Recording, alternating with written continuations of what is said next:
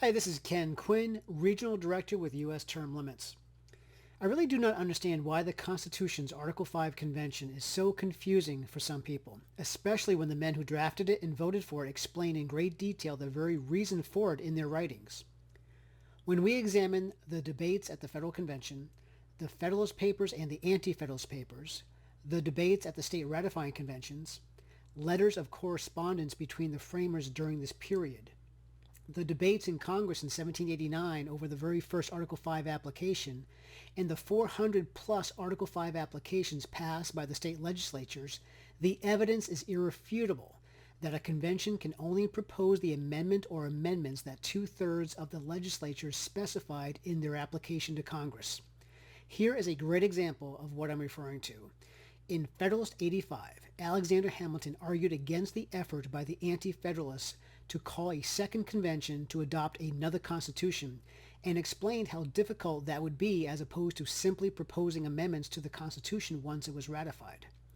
In this quote, he also explains the difference between a CONCON, a constitutional convention, which requires unanimous consent, versus an Article 5 convention, which only requires two-thirds or 9 states to call it, and 3/4 or 10 states to ratify an amendment, since at that time there are only 13 states.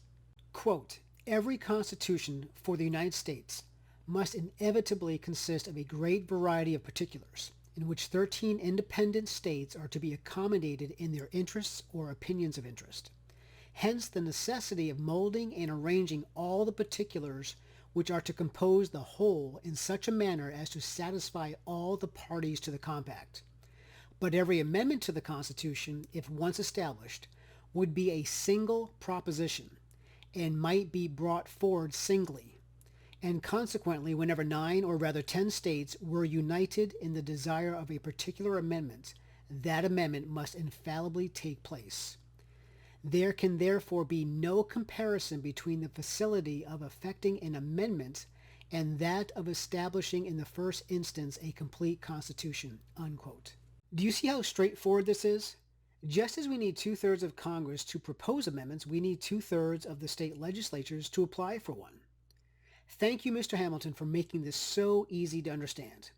At U.S. Term Limits, we are doing exactly as you suggested by trying to get two-thirds of the states to apply for a convention to propose a simple, easy-to-understand, nonpartisan, and desperately needed amendment, Congressional Term Limits.